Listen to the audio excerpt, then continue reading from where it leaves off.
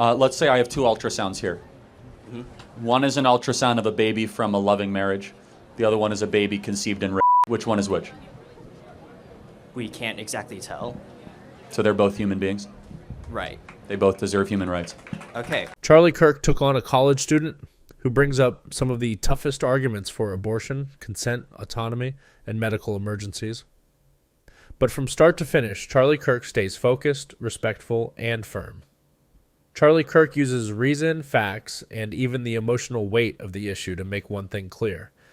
Life begins at conception, and abortion is never the answer. Even when the student throws out emotional hypotheticals, Charlie Kirk never backs down. This is one of those moments where Charlie Kirk doesn't just defend his views, he completely flips the script. But enough talking, and let's hear what Charlie Kirk has to say. All right, next question. All right. So I would like to ask you about, for abortions, right? How do we explain to those who are for it, how do we explain that even, I don't know if you believe this or not, but in terms of like a rape or unintentional or really unconsented pregnancies, can we say that we should still be anti-abortion in that scenario? Yes. What's your grounds for that? And how would I explain it to someone else? Sure, it's a good question. Let's say I have two ultrasounds here. One is an ultrasound of a baby from a loving marriage. The other one is a baby conceived in rape. Which one is which? We can't exactly tell. So they're both human beings? Right. They both deserve human rights. Okay. But then what is if someone pushes back against with the idea... Do I... Closer, yeah. Oh. What is if someone pushes back with the idea that now, in terms of the mother, right, one of them was willingly conceived while the other one was a forced conceived? Yeah, I mean, that's a fair argument. The question then should be, when, if ever, in your moral universe, is it okay to do something evil after an evil act to try to make that evil act correct? But how about in terms of, what if we're in the position of the mother, and she is, I don't want to take the risk of illness, death, or whatever to have this child. Sure, so it's a little bit of a false choice because they're acting as if the termination of the pregnancy will have no consequences or costs. A lot of women that get abortions have regret. Women die when they get abortions. They have a lot of their health issues. It's not just like getting a haircut. So it's a little bit of a false choice. But we come after it from a very basic moral argument. There are two lives involved. There's a little life and a grown life. And no one has the right to eliminate a human life in utero, period. So then, at that point, now we're forcing someone to do something that they never consented to, never wanted to do. How isn't this violating their human autonomy? Well, again, but eliminating the human being would also violate the baby's autonomy too, wouldn't it? Well, then we would have to ask, right? Maybe in future years we will have the technology to be able to extract a fetus and grow a fetus outside of the uterus, but given our state of medicine right now, we do not have that. Sure. I mean, but again, no one is delighting or rejoicing in these circumstances. I mean, it's a terrible situation. I want to reiterate that. But you have a unspeakably difficult choice that is very morally, clear though, which is that you don't eliminate a human being because an awful action happened. Are you saying that as someone who can get... Well, I guess my pushback against that would be then if we say that it's entirely wrong, right? We're sacrificing someone's choice for someone's life, which is admirable, but... It's also morally correct. You don't get to murder someone smaller than you if it makes your life difficult. But then we can't exactly...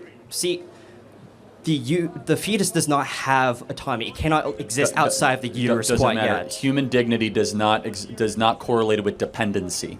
So dignity and dependency are not two things corrected. You have human dignity because you're a human being, not because how dependent you are.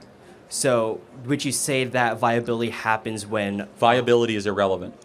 So then, at what point does human life begin then? Conception. Conception, not even sperm or That's conception. Eggs? Okay. That's conception. That's well, I just wanted to get when an egg is fertilized, human life begins. Okay, so then when it's still a single cell with both chromosomes pairings, right?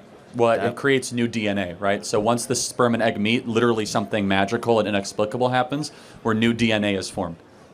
Okay, and then what happens?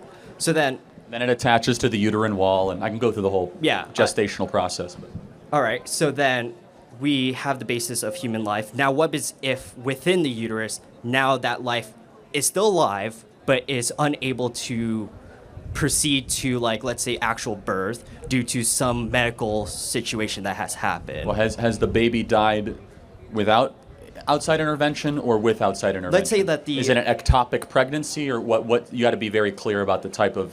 The amniotic sac has Yeah, that's ruptured. an ectopic pregnancy, right? So Right. yeah, you can remove the baby from that situation without aborting it. The baby will die outside of the womb, but you Right. do not have to abort it. So those are two different things. The removal of a baby is what's called the cesarean section. You can do that very early on. Now, ectopic pregnancy is very real. It's very terrible, but you can solve an ectopic pregnancy outside of having an abortion. But okay, so then what creates an abortion? Is it the heartbeat, the removal of the fetus? What exactly Well, is so that? I don't want to go too deep in this. Do you know what happens in an abortion? I mean, maybe you don't. They literally will break the back of the baby's skull, right? They will insert to the back a syringe of cyanide poisoning until the baby no longer. I mean, this is one of the most gruesome things. Everyone who's pro-choice, in my opinion, has a moral obligation to watch a video of an abortion just to know kind of what you're supporting. It's so beyond inexplicable.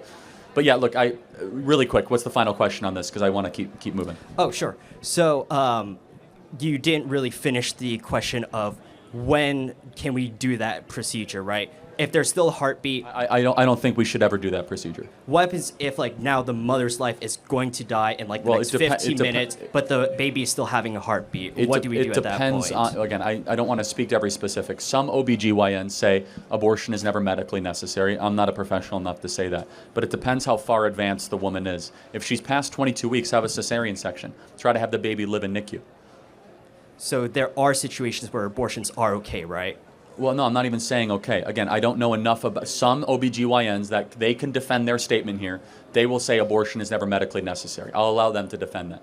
I don't know enough about the details there to be able to say that. So you're saying that you do not have a statement of whether abortions can never be true or always? It is murder. Whether or not an OBGYN can prove to me, of which there's a lot of debate, it is ever medically necessary. So take, for example, if a baby is 26 weeks and the baby's, the mom's life is in danger, deliver the baby by C-section. Don't terminate the baby. Does that make sense? Yes, I The baby can see. survive outside of the womb. Okay, at that point, yeah. Thank you very much. Appreciate it. Next question. Charlie Kirk took on a college student who brings up some of the toughest arguments for abortion, consent, autonomy, and medical emergencies. But from start to finish, Charlie Kirk stays focused, respectful, and firm. Charlie Kirk uses reason, facts, and even the emotional weight of the issue to make one thing clear. Life begins at conception, and abortion is never the answer. Even when the student throws out emotional hypotheticals, Charlie Kirk never backs down. This is one of those moments where Charlie Kirk doesn't just defend his views, he completely flips the script. But enough talking, and let's hear what Charlie Kirk has to say.